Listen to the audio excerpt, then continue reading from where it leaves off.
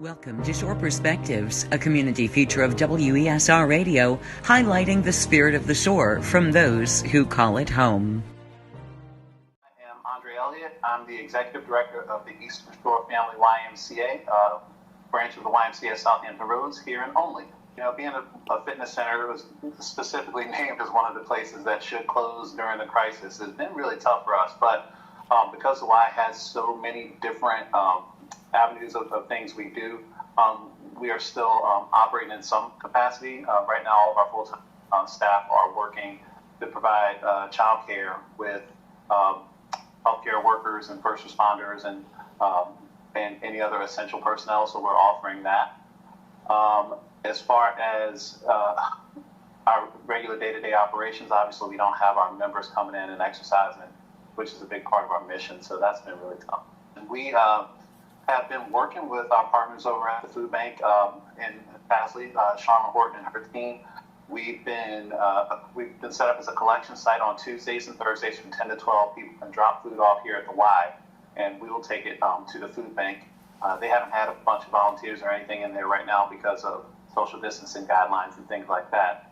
So we have also been packing a lot of the boxes and bags that go out to the community, without being able to partner the food bank stuff with their staff of 5 trying to do all of that. So that's the way we've been partnering here on the shore and actually throughout Southampton Roads. This is a partnership between YMCA Southampton Roads and the food bank in Southeastern Virginia. We've set up a virtual YMCA. You can reach it through our website or our Facebook. Most members were emailed a link with their access codes for that. But in addition to the virtual Y, we've been doing and streaming some classes on our Facebook page. Some of our instructors have been very gracious to come in and do this. Stacy Vestal and Beth Coleman and many others have been awesome about making sure that they're putting content out there for members to be able to continue to be active. For the Facebook page classes, is that open to the general public as well? Yeah, absolutely it is.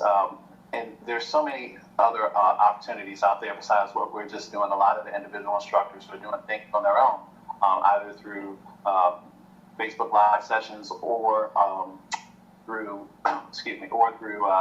Zoom meetings. Funny enough, like everybody else has been doing with Zoom, our fitness instructors have found a way to make that work for them as well. Our YMCA is, we've been here for 20 years. It's been really hard. We have a lot of employees that have been impacted by this, as many other people have.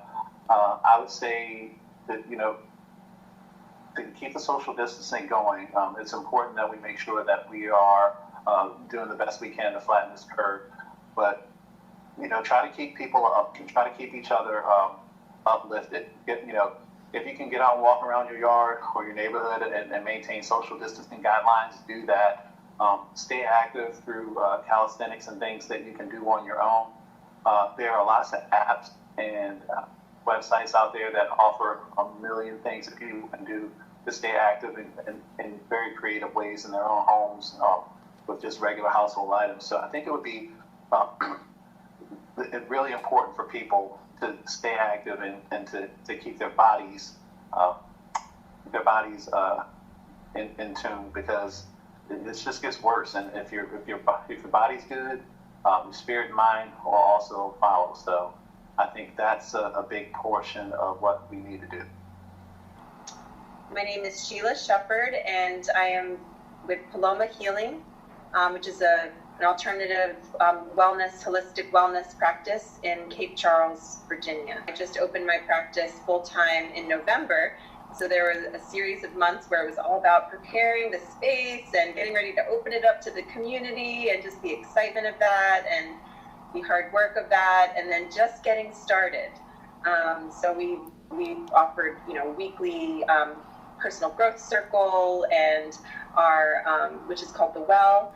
And we also had workshops and very much in person. So Reiki healing is all about, healing through touch. It's a Japanese method, but it can also be done through distance.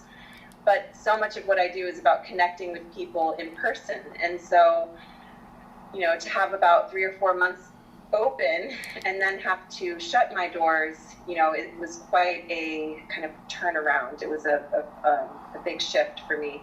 But I also knew that because so many healers around the world actually do work with people over Zoom, I feel that I'm very fortunate because I can shift to online.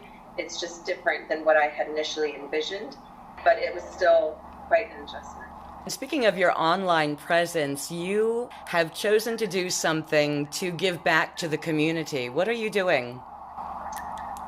It came about very organically. I'm very fortunate to have a husband, Clark Lovelady, who shares my passion for healing sounds and healing music, and he's been doing trainings in sound healing and works at the local jail doing the rehabilitation work there. And so early on in the process, I think it was March 16th, it was a Monday, we said, why don't we go ahead and just do a live sound healing on Facebook Live and just do it at 5 o'clock and just, share some healing sounds, because so many people we knew were just freaking out. And we felt like we could offer something to help people feel calm. I think everyone has felt a call to do something to help, right? So we're all tuning into what our dharma is, our purpose. And that was just something that came to our mind. So we started doing it, and the first video that we did has now had about 7,000 views, and it's been shared, over 30 times, which is very humbling and exciting, and getting our message out that far. And we got feedback from people who wanted to tune in daily, and so we've been doing it basically Monday through Friday ever since. Just go to Paloma Healing's Facebook page, and every weekday at 5 o'clock, just go visit that page and the live video will pop up. If you're not able to participate right at 5, that video is always available to you. So you can just tune in that way. And if you're not familiar with Facebook Live, it's a great way where you can actually interact and type in messages, and it's a fun way to be together even when we are apart. Right now, it is more important than ever to stay grounded in your body and grounded to the earth. So a lot of us are living in our heads. We're living in fear. What if this? What if that? I'm afraid. What if this family member? What if this loved one? What about the economy? You can set aside time in your day to worry and to, act on those concerns, but make sure you give also time in your day to take care of your physical vessel and your spiritual self. So whatever your religious views or your spiritual views, you can find a way to honor your needs spiritually depending on what works for you. So some things that might work are building a rock solid routine for self-care. So that would be daily meditation, a daily little yoga practice, definitely getting outside. So we can't hug people right now unless you're in quarantine with somebody. But guess what? This is going to sound like, hippies but go out and hug a tree, okay? That'll help you ground. And I'm serious, if you go outside and just start paying attention to nature, so much healing is there. Open your eyes, wake up to the beauty of the world around you, slow down, take the benefits of this time. Feel the connection to your body, feel the connection to nature. Make sure that you're ingesting good, nourishing foods. Make sure that you are being mindful about what thoughts you're allowing to run through your head. Be mindful about what you're ingesting as far as information. Limit the inflow of information into you. We are not meant to be constantly having information inputted into our brains. It is too much for us to handle. It will create disturbance in the mind and in the body through anxiety and depression.